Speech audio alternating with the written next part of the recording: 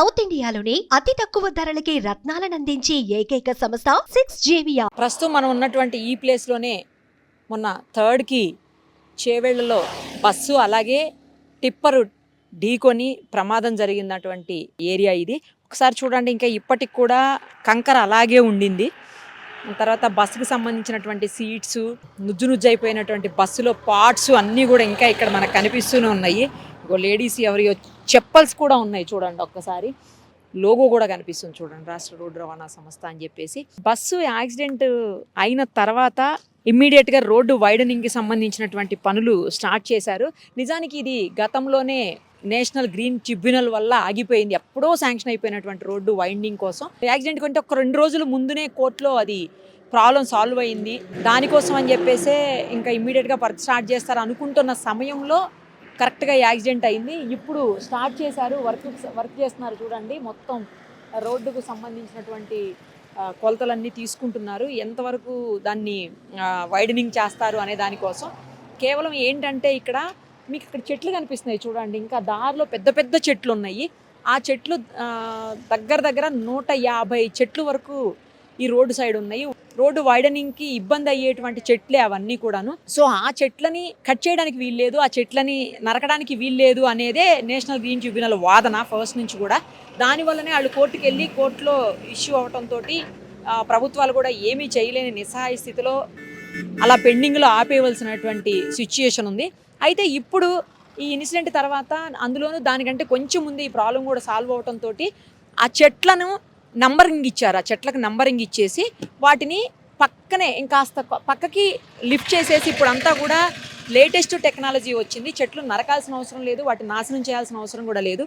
ఇట్లా వాటిని కింద నుంచి తవ్వి తీసుకొని వెళ్ళి దూరంగా వేరే ప్లేస్లో వాటిని సేఫ్గా మళ్ళీ పాతి పెడతారు. సో అలా పాతి పెట్టినప్పుడు ఏంటంటే చెట్టు అనేది చనిపోకుండా మళ్ళీ యాజ్ ఇట్ ఈస్గా బ్రతికిపోతుంది.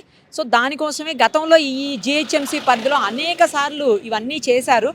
బట్ ఈ 10 ఏళ్లలో దగ్గర 10 ఏళ్ల నుంచి ఈ రోడ్డు వైండింగ్ కోసం ప్రయత్నం జరుగుతున్నప్పటికీ కూడా ఈ నేషనల్ గ్రీన్ ట్రిబ్యునల్ వాళ్ళ వల్లనే ఆగిపోయిందని చెప్పేసి మనకు తెలుసు కదా. అయితే వాళ్ళకి అప్పట్లోనే మొత్తం చెట్టు కింద నుంచి తవ్వి ఎత్తిపెట్టి పక్కకి తీసుకెళ్ళి మళ్ళీ వాటిని పాతి పెట్టాలి అన్న ఆలోచనలో చేసినప్పటికీ కూడా వాళ్ళు యాక్సెప్ట్ చేయలేదంట. అలా కూడా ఒప్పుకోము, ఆ తర్వాత అక్కడికి వెళ్ళిన తర్వాత చనిపోతే ఎవరు బాధ్యులు అవుతారని చెప్పి వాళ్ళు అప్పుడు దానికి కూడా ఒప్పుకోకపోవటం వల్లనే ఇవాళ ఇంత ఇన్సిడెంట్ అయింది.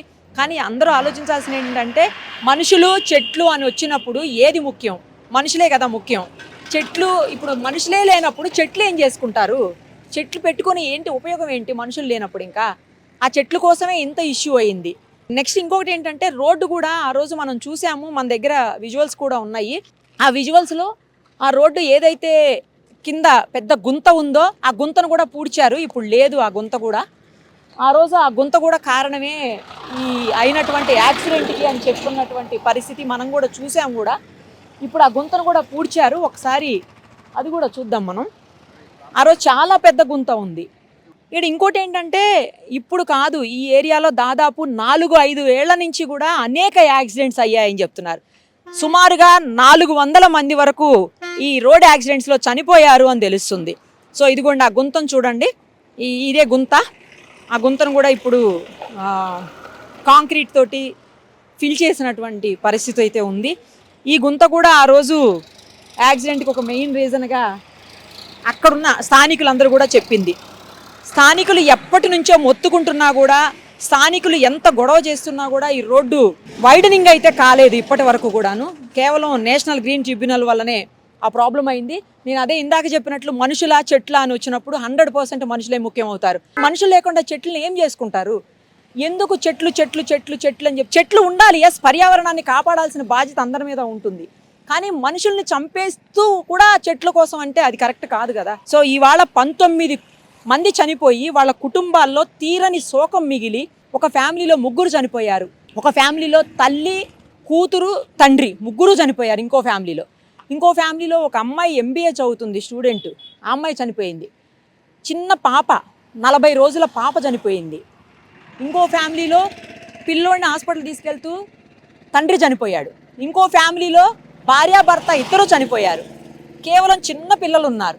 ఇలా చెప్పుకుంటూ పోతే ఒక్కొక్కరిది ఒక్కొక్క వ్యధ, ఒక్కొక్క గాథ. ఇంతమంది మరణాలకి కారణమైనటువంటి రోడ్డు తక్కువ ఉండటం వల్లనే కారణము అని ఖచ్చితంగా అది ఎవరు ఒప్పుకున్నా ఒప్పుకోకపోయినా జగమెరిగినటువంటి సత్యం, మన అందరం చూస్తున్నటువంటి నిజం అది. ఇక్కడ ప్రతి ఒక్కళ్ళు ఆగి ఈ ఏరియాలో ఏం జరిగింది అని ఇప్పటికీ ఇంకా చూసి వెళ్తున్నారు. చాలా వెహికల్స్, మనుషులు అన్నీ కూడా ఆగి మనకు కనిపిస్తున్నాయి. సరే, ఎనీహౌ ఇప్పటికైనా ఈ రోడ్డు వైడనింగ్ కోసం ఇమ్మీడియట్గా చర్యలు స్టార్ట్ చేశారు. అది సంతోషించాల్సినటువంటి విషయం. ఇక మీదటైనా ఇక్కడ ఇలాంటి యాక్సిడెంట్స్ జరగవని, జరగకూడదని మనం కూడా కోరుకుందాం.